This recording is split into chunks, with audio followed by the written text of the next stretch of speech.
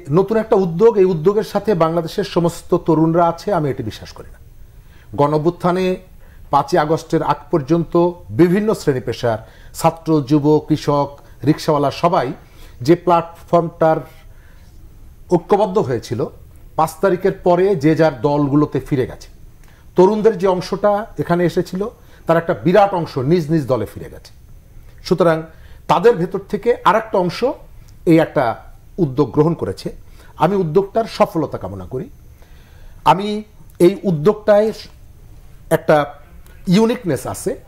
আমার অবজারভেশন, বাংলাদেশে এর আগে কোনো রাজনৈতিক দল গঠনের আগে মানুষের ওপিনিয়ন নেওয়া, মানুষের প্রত্যাশাটা জানার সেইটা এর আগে আমি শুনিনি। এবার প্রথম শুনলাম। প্রায় 2-2.5 লক্ষ মানুষের কাছে তারা গিয়েছেন, তারা কি ধরনের দল চান, কি কাজ চান, এটি তারা তুলে এনেছেন। আমি মনে করি এটি খুবই একটা ইতিবাচক ঘটনা। আপনি আপনার টার্গেট পিপলের কাছে আগেই গেছেন, কিন্তু সেটিকে ক্যাপিটালাইজ করার জন্য আপনার কতগুলো মেকানিজম লাগবে। আমরা যেটা শুনলাম যে আমরা পিছনের ইতিহাস ফেলে দিব, আমি মনে করি যে আপনি ইতিহাস ফেলে দিলেও আপনি 52-র ইতিহাস ফেলতে পারবেন না, আপনি 71 ফেলতে পারবেন না, আপনি 90 ফেলতে পারবেন না।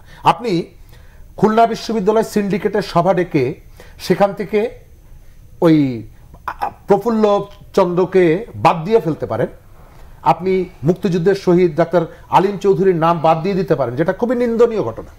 কিন্তু আপনি যদি এখানে রাজনীতি করতে হয় তাহলে ইতিহাসের যে গৌরবোজ্জ্বল যে ঘটনাগুলো, সেই ঘটনাগুলোকে আপনাকে সামনে রাখতে হবে। যেহেতু জুলাইয়ের চেতনাকে আপনি ধারণ করে দলটি করছেন, অবশ্যই জুলাইটাকে বিশেষ প্রায়োরিটি পাবে।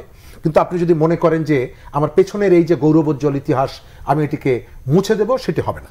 আচ্ছা, আর শরীফ ভাই সেটা হবে না, ঠিক আছে। আমি আরেকটা প্রশ্ন আপনি এর মধ্যে করতে চাই যে এই যে নতুন পার্টি যেটা আসলো, এটা নিয়ে অনেকে এটাকে কিংস পার্টি হিসেবে দেখছেন। আর যেহেতু সরকারের একজন ছিলেন, পদত্যাগ করে গেছেন এবং আরও কয়েকজন সরকারে রয়ে গেছেন, তো এই বিষয়ে আমি আপনার একটু মন্তব্য শুনবো। আসলে আমি একেবারে শতভাগ মনে করি এটি একটি কিংস পার্টি। এবং কেন মনে করি আমি আপনাকে ব্যাখ্যাটা দিচ্ছি।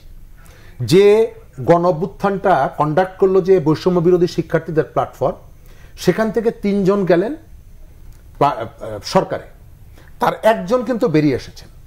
2 জন অর্থাৎ এদেরই সহকর্মী, এদের সহযোদ্ধা, তারা কিন্তু সরকারে আছে। এক। দ্বিতীয়ত হচ্ছে, আমরা এর আগে আমাদের প্রধান উপদেষ্টার একটা সাক্ষাৎকারে তিনি কিন্তু শুভকামনা জানিয়েছেন।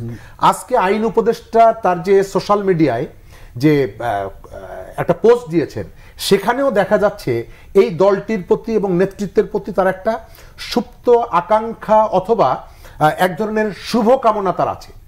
অর্থাৎ এর বাইরে সরকারের নানা ধরনের সহযোগিতার যে জায়গাগুলো দেখবেন, যে আজকের প্রশাসন যে ধরনের সহযোগিতা তাদেরকে করছে, অনেকগুলো জায়গায় মনে হয় যে তাদের সাথে সরকারের হয়তো একটা হিডেন সম্পর্ক আছে, সংযোগ আছে।